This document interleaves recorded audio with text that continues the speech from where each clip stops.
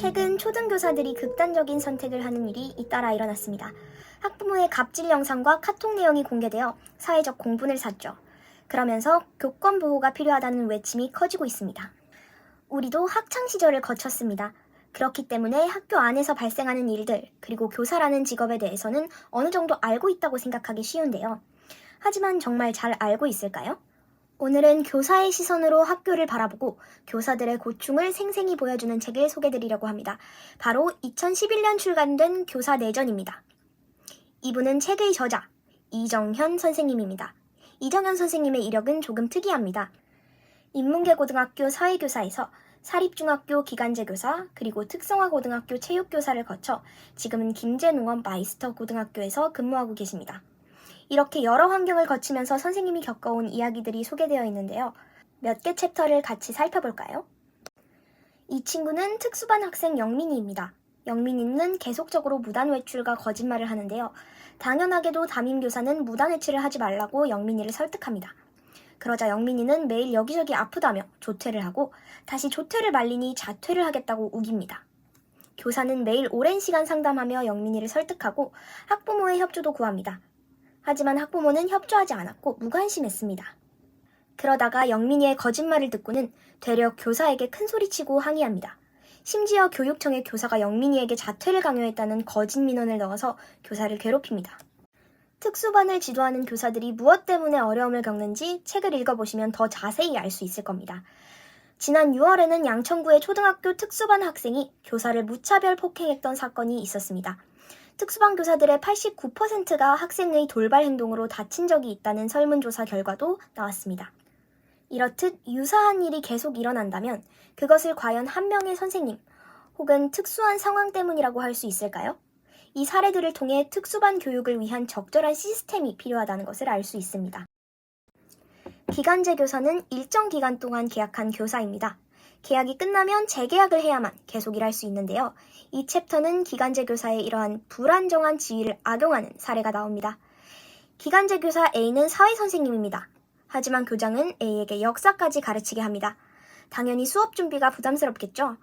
하지만 교장은 전공 과목이 아닌 과목까지 떠맡겨 놓고도 수업 준비는 집에 가서 하라며 학교 청소와 교내 비닐하우스 관리 같은 각종 잡무를 시킵니다.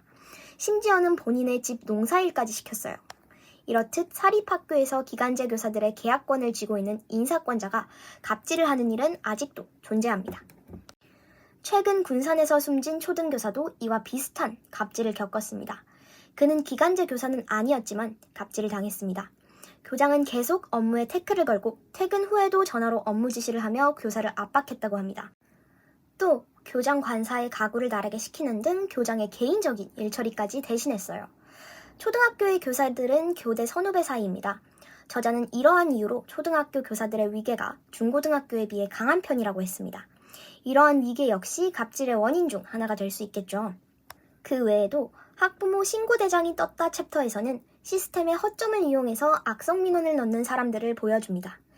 이 글을 읽으면 사망한 서초구 교사가 학부모의 행동에도 당당하게 대응할 수 없었던 이유를 짐작할 수 있을 겁니다. 그렇다면 왜 이런 문제점들이 발생하는 걸까요? 그 밑바닥에는 우리 사회가 공교육을 바라보는 잘못된 관점이 자리 잡고 있습니다. 공교육의 존재 이유는 뭘까요? 많은 사람들이 학교를 더 좋은 성적과 더 좋은 직장을 위해 다닌다고 생각합니다. 하지만 이는 사교육의 목적입니다. 공교육의 목적으로 착각하고 있는 것뿐이죠. 공교육은 서로 협력하고 질서를 지키며 조화롭게 살아갈 수 있는 능력을 기르기 위해 존재합니다.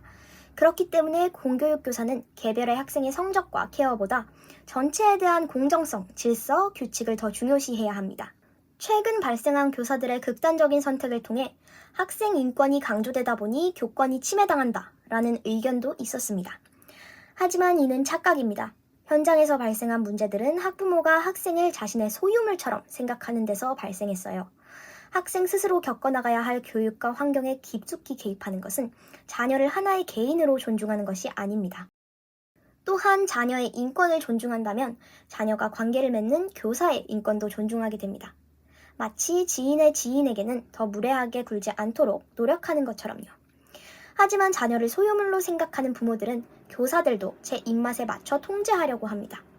학생들은 이를 보고 뭐라고 생각할까요? 교사가 본인보다 지위가 낮다고 생각합니다. 이것이 학생 인권이 강조되다 보니 교권이 침해당하는 것처럼 보이는 것입니다. 실상은 오히려 학생의 인권이 올라가야 교권도 함께 오르는 것인데도요. 이 책은 이런저런 학교 속 이야기를 마치 단편 소설집처럼 도란도란 재밌게 엮어놓았습니다. 따라서 교사가 아닌 일반인들도 그 속에 녹아있는 학교 현장의 문제점을 자연스럽게 이해할 수 있습니다.